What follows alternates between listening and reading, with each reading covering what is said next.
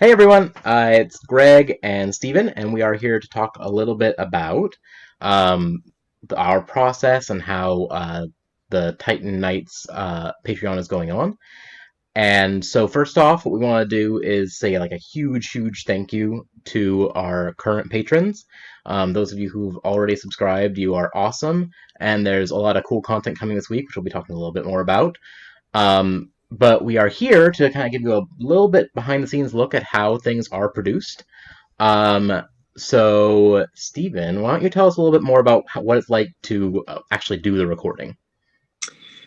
Oh, well, thanks, Greg. And I just want to echo Greg's sentiment of gratitude and thanks to all of our patrons out there. We're so grateful. You're the reason that we're doing it, and I'm really, really grateful for that.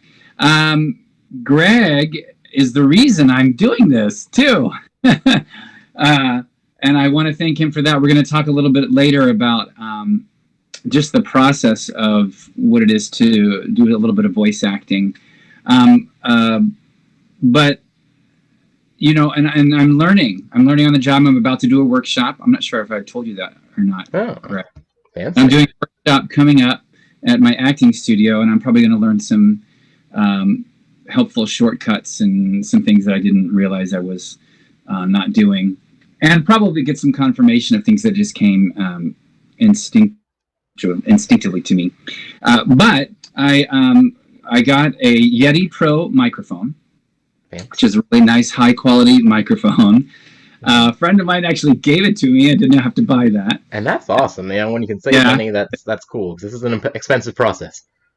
it can be. It can be. And if I continue with this, it's something that I would probably look to invest a lot more money in, get Hmm. my own sound booth and that sort of thing. Let's go right to my setup. Cool. I'm gonna on my iPad here, so it's gonna be a little awkward for you maybe, but that's an Aston Halo. That purple thingy is specially created to encompass the sound and block out as much of the ambient noise as possible. Right over here it's a Scarlett is the name of the brand. I'm not exactly sure. A diffuser maybe is what it is.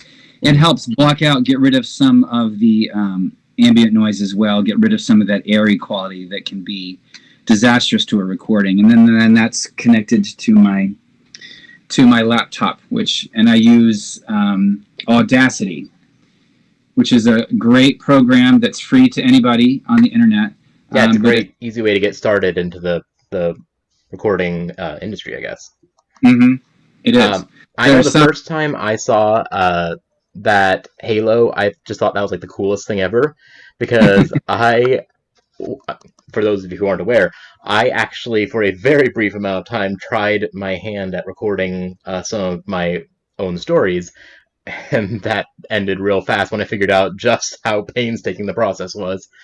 But I was just using bed sheets and clothes to get rid of most of my sound, and it was by no means as clean or nice as the files that you have produced, which are truly exceptional. So bravo to you there. I appreciate that. And as I alluded to earlier, um, the sky's the limit, really, of how far you can go at creating your own studio. They have prefab units that you can. They're pretty expensive, but you can have shit to your house and you put them together, and you've got your own studio. Um, a studio time is incredibly expensive because Oh you have yeah. to power, so it's just prohibitive. So that's why so many of us have tried to figure out a way to do it from the comforts of my own home. Fortunately, I'm not alone. Greg is my editor. Does all the editing. Yeah. He's the one who has to do all that painstaking editing, and I'm really glad that he's very adept at it Oh, and thank getting. you. Yeah, I'm by no means alone here. I've worked with several people who are contracting with me to help me get better at the craft and to outsource some of that day-to-day work. So it's a very, very long process. It's surprisingly difficult, but at the same time, it's really rewarding as you're going through to uh, look at the raw file as you start, and then what you kind of end up with is just this clean, beautiful piece that you could submit to Audible no problem. Because honestly, you know, I'll talk with you frankly here.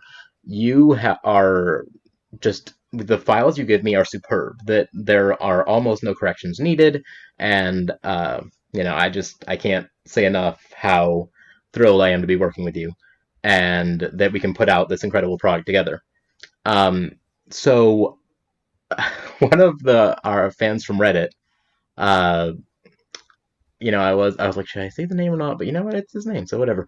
EcoDick asked me what news stories and what new content is going to be coming. And so actually that leads into this week with Patreon, what we're going to be doing. I'm going to be putting out, I've been working on this set of short stories that has absolutely nothing to do with sci-fi, ironically enough. I did this just to kind of see what happened, and it's really caught fire online. And so I want to be sure that I share it with Patreon, and Stephen actually had a really big part in this. He narrated the first chapter, and just to give you guys a little bit of a spoiler, he plays a dragon at one point, and so that's a really exciting. And I can tell you that when I first heard and started editing, I stopped and was like, "Holy crap, man! That's like good. I don't even need to do anything here. That's incredible." Yeah, but yeah, off my bucket list.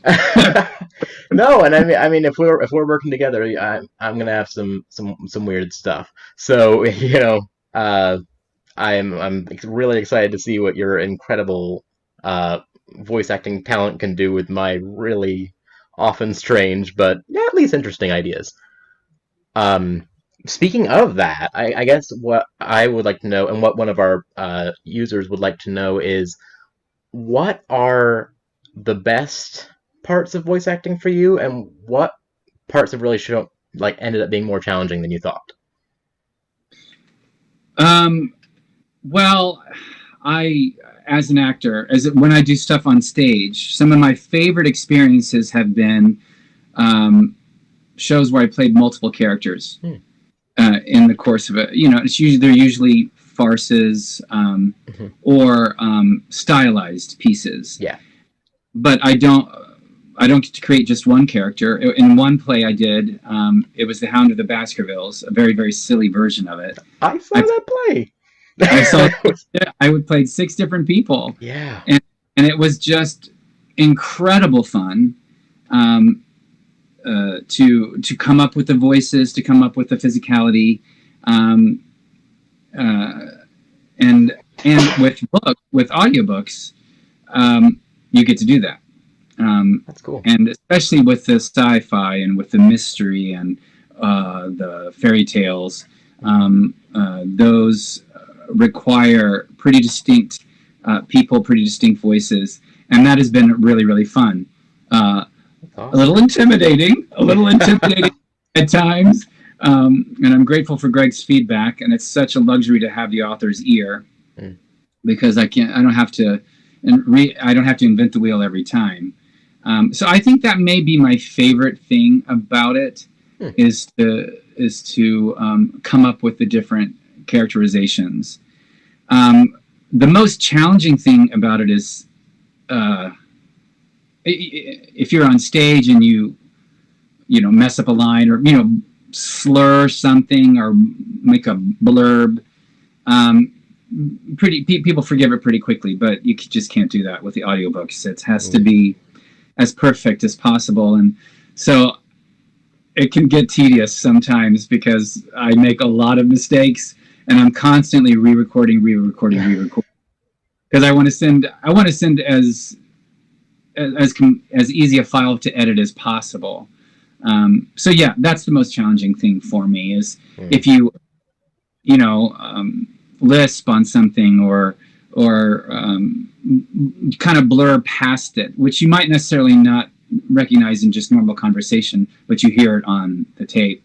And actually, the coach that I'm going to be working with, he needed a demonstration of my voice, and he picked up on one right away that I didn't pick up on. So it's so that's that's the most challenging thing for me right now. Interesting. Yeah, and that's a really cool take to hear because like I said, when I tried it, I did about the first 5 pages of one of my novellas, and those 5 pages took me a solid like 40 something minutes because of all the mistakes that I made. And it was at that point that I'm like, no, I need a professional here because I thought I'm practiced, I'm good. I wasn't good. It wasn't as easy as I thought it might be. I'm sure Um, you think.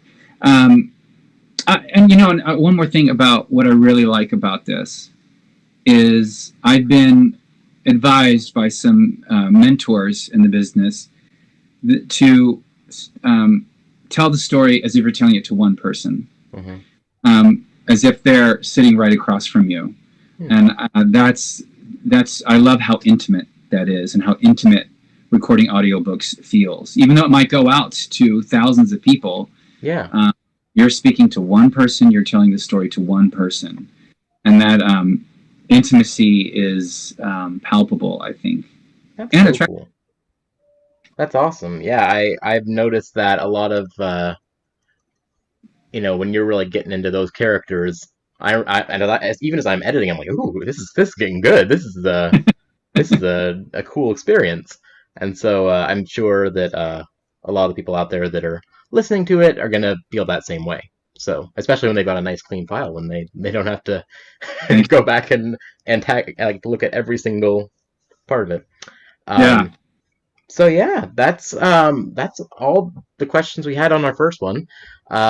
We'll be doing this again in a month or two, just to kind of update how things are going and to talk about the Patreon.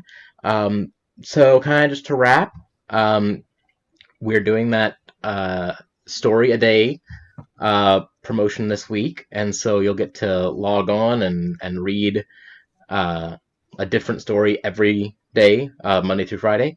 And starting tomorrow, you'll have Steven's incredible voice acted chapter, and I will be putting the prequel of that chapter, just the introduction to the character, up right after this video is posted. So stay tuned for that.